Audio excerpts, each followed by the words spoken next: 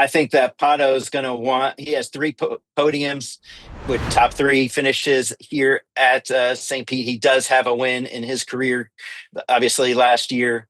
And I think he'll actually get it done on the track instead of finishing second and then getting the trophy like 6 weeks later.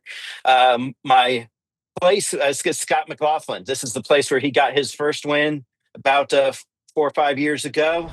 This is a good track for him. He is kind of feeling, I want to say, maybe a little bit of the pressure that he has to maybe more contend for the title than he has in past years. I'm looking him to follow Pato Ward across the finish line. And then third, I'm going to go with Joseph Newgarden. I think, obviously he wants to prove that his strength last year was not because of any technical violation, that he's typically been strong here. He's won twice here. So I would think he'll be up near the front. I just don't think he's going to be able to muscle past Pato or Scott. Okay, so now we're gonna have to make two bets. Now we're gonna have to bet Pato to win this week. I saw the ad with Joseph Newgarden last night. I love, like, stop drinking milk at age whatever it was, and he began at age 30. It was very, very well done and very cleverly written and executed. So tell us where all of our listeners and viewers here can find you during the season on social and wherever else.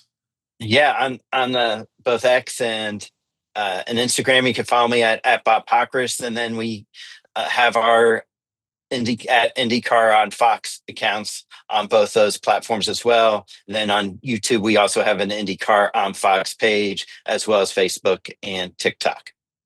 Bob, appreciate you, and you've got a couple converts right here now. We're going to be paying a little bit more attention on a week in, week out basis. We're always looking to find an edge, and anything you can do for us to and our listeners and viewers to do that, we are all for. Maybe again we can do it at some point during the year. Bob, appreciate you. Thank you, Bob. Thank you, guys. All right, Bear, that was good IndyCar preview for the year. We have those wagers locked in. We're going to get back now to what we do best, which is some college basketball and some futures in baseball and basketball. Is it what we do best? I think that's what we do. We do it well. Maybe not best, but we cover basketball pretty well, Bear. And we'll do that next week with the Gambling Group Chat coming back. Obviously, we start conference championship week for the mid-majors. Then we'll go to the big dogs, and we have the tournament here fairly soon. And we have two best bets, Bear. They're in college basketball. What is your best bet? Well, if you want to call a 50-1 shot a best bet, I don't know about that. It's a bet. It is a bet, and it's VCU to make the Final Four at 50-1. It's the team certainly that doesn't have the highest strength of schedule, and they don't have a ton of quality wins. But trust me, this is a team that you do not want to play. They defend. They're experienced.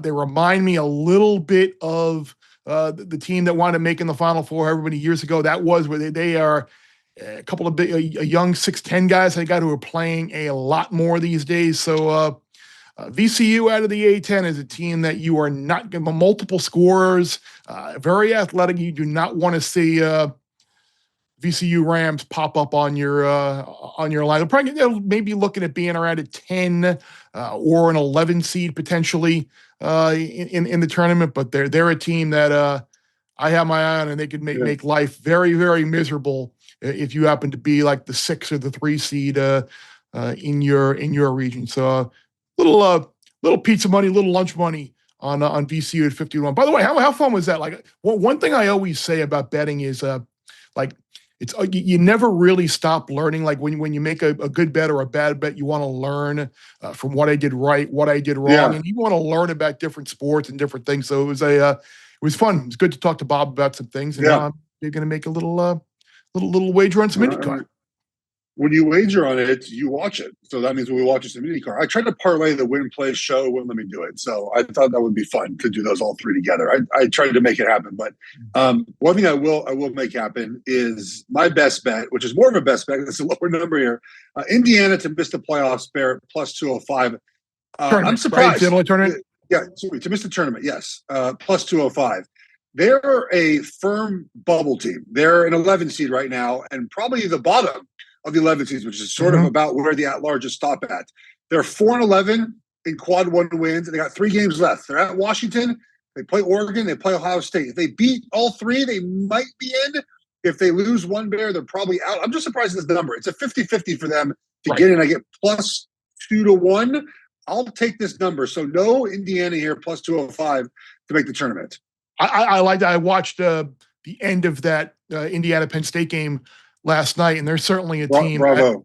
I mean, they got away with the win there, but they're certainly not a team that's trustworthy to win a game. And something that we were talking about, like if they're an 11 seed right now, that does not leave very. You figure they'll probably Washington they should beat. Oregon they'll probably lose there, and then Ohio State toss a coin. Who the hell knows? But that's probably that Ohio State could be a play-in, by the way. And look, Ohio State is like 35 in net, 36. Indiana's 56. Yeah, like they're at the very bottom of the line, and there could be some Big Ten bias, absolutely. But what if there's one upset? What if there always is an upset with one of those other championship game? In the championship game, VCU's in on their own, and then the team they lost who's in too. Indiana's out, so I'll get 2-1. I'll take it. Yeah, it's funny. I'm starting to segue and think a little bit more about March Madness and some tournament bets, and I would love to see somebody post like the over under on number of SEC teams to make the Final Four. I think that would be very curious if they would make it 1.5 or make it 2. You can't only make it 2, or else you're not going to get any. You probably have to make it 1.5 and figure out the juice. But I'd be curious to potentially bet an under on under 1.5 SEC teams in the Final Four. It's but we'll see. Bear Bets full episodes drop twice a week right here on the Bear Bets YouTube channel. Remember to subscribe to stay ahead of the odds, and let's celebrate all of our wins together.